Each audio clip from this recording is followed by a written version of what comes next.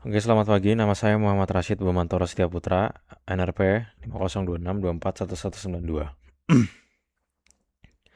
Oke, kita lihat eh, data warehouse-nya. Data warehouse-nya udah bisa connect ya. Kita lihat dulu diagram.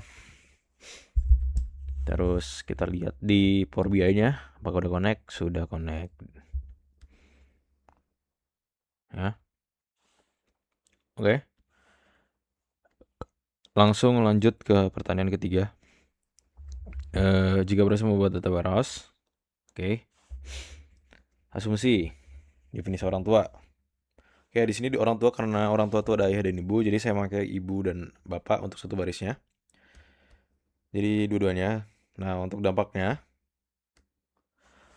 untuk lalu jelaskan konstruksi dengan pilihan tersebut pada dimensi orang tua pada ataupun table fact. Oke, konsekuensinya adalah jika saya memakai dua pendekatan seperti ini, jadi ada ayah dan ibu, otomatis di table fact ini dia tidak akan double gitu. Jadi satu peserta itu hanya punya satu baris, tidak dua baris. Kalau kalau dia ayah dan ibu itu dipisah, maka ini akan double teman-teman. Jadi peserta ID 14 ini akan double karena dia punya dua orang tua, ada ayah dan ibu gitu.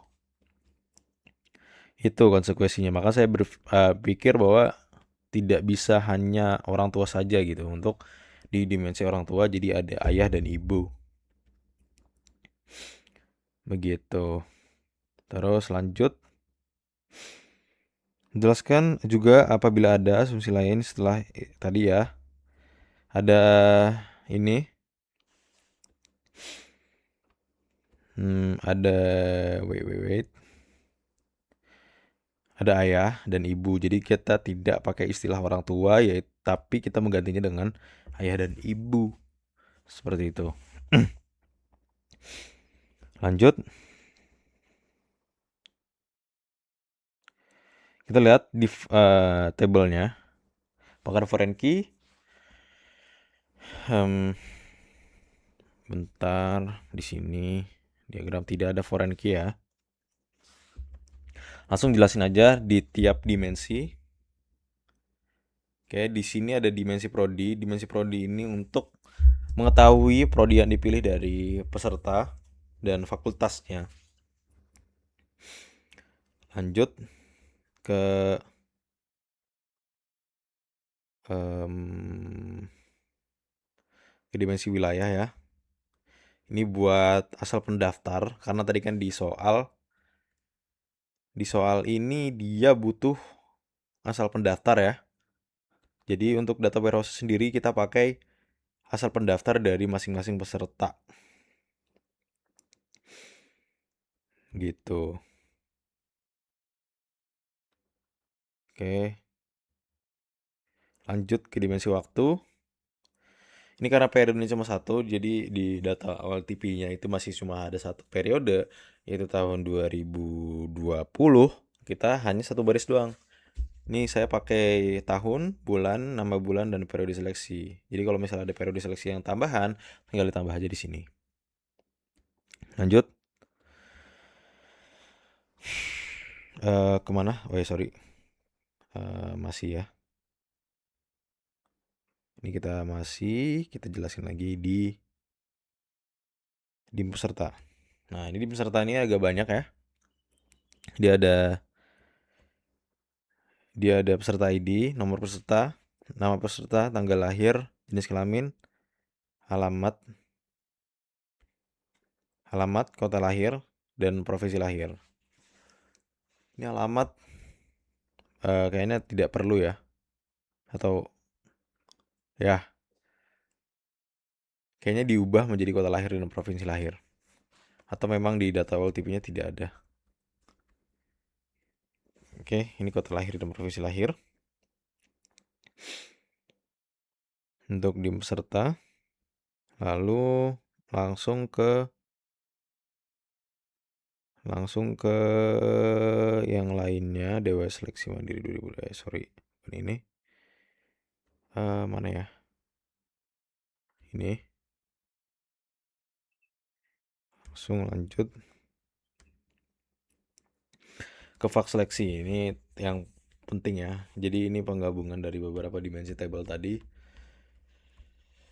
Ya, kita lihat ada nama ayah, penghasilan ayah, nama ibu, pekerjaan ibu, waktu proses pilihan, dan status diterima, jumlah pendaftar. Ini ada peserta ID-nya, dia nggak cukup peserta ID mana, prodi ID, wilayah ID, dan orto ID. Ya, gitu ya. Lanjut ke pertanyaan yang selanjutnya. Ini udah dijelasin. Pertimbangan dimensi waktunya juga udah dijelasin ya tadi. Transformasi di pentaho, oke. Ini untuk orang tua dulu. Jadi dia nyari untuk cash when lower JO.nama. JO itu berarti dia JOR, JO, JO, JO, JO, JO. Sebentar. Jadi sortu JO.nama sama dengan ayah. Jadi lower dulu baru ayah. Dan open nama. Atas nama ayah. Oke. Ini juga sama semuanya. Lanjut. Ini from. Jadi dari orto peserta, dari tabel jenis orto, dari tabel pekerjaan orto, dari tabel pendidikan orto, sama penghasilan orto, sama udah itu aja. Sama orto peserta. Digabung jadi tabel dimensi orang tua. Lalu masuk ke dimensi peserta. Ya tinggal dari peserta, dari jenis kelamin, dari tempat lahir, sama dari provinsi. Ini kita ambil kolomnya gitu. Jadi dimensi peserta. Lanjut dimensi prodi, ini lumayan simple ya. Ini cuma ngambil dari dua tabel yaitu prodi dan fakultas. Diambil ID-nya, nama dan nama fakultas. Dimensi wilayah ya. Langsung. Ini ada kabupaten kota sama provinsi. Diambil nama kabupaten kotanya sama nama provinsinya. Terus fact seleksi. Ini yang ribet ya, kita lihat.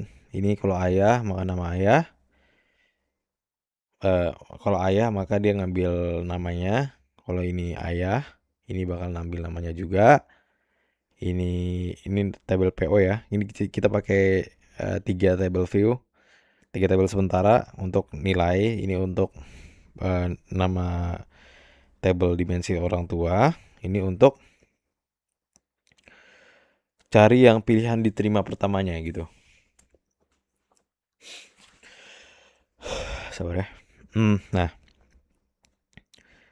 jadi ini untuk tabel dimensi orang tuanya, untuk versi nilai. Ini jadi kalau ini saya jelasin yang ini ya. Ini kalau misalnya dia itu diterima lebih dari 3 pilihan, pilihan kedua dan ketiga itu pasti tidak di-assign dengan pilihan diterima terpertama. Jadi ada konsekuensinya di sini. Ada konsekuensinya di sini. Oke, jadi kalau misalnya ada yang diterima, maka pilihan diterima pertamanya itu adalah yang paling kecil. Jadi misalnya pilihan pertamanya itu adalah yang 1, maka pilihan kedua dan ketiga itu tidak di-assign ke pilihan diterima pertama. Seperti itu. Nah, untuk variabel pilihan diterima pertama itu akan di logic lagi di tabel yang asli. Itu misalnya kalau pilihan diterima pertama itu tidak ada, maka tidak diterima. Jadi kalau misalnya ini tidak diterima semua, maka ya tidak diterima gitu. Ya kan min over partition peserta ID. Kalau misalnya ada prioritas pilihan sama dengan pilihan diterima, maka diterima. Kalau tidak ada, maka tidak diterima. And as status tidak diterima. 1 as jumlah pendaftar. Ini biar gampang gitu ya. Tidak pakai count, pakai sum aja untuk Power BI-nya.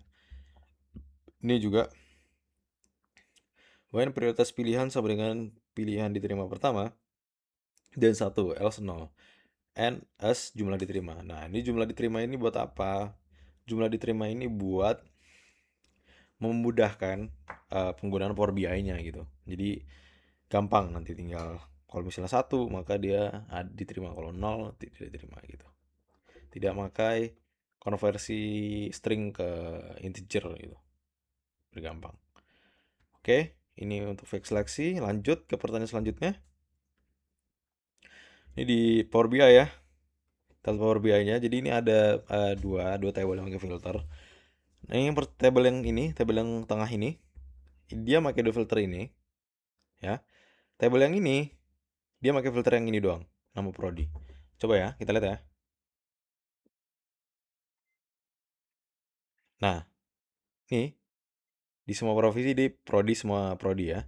Kalau misalnya kita pencet prodi ekonomi, dia bakal ekonomi saja. Ini yang diterima ekonomi saja, dan yang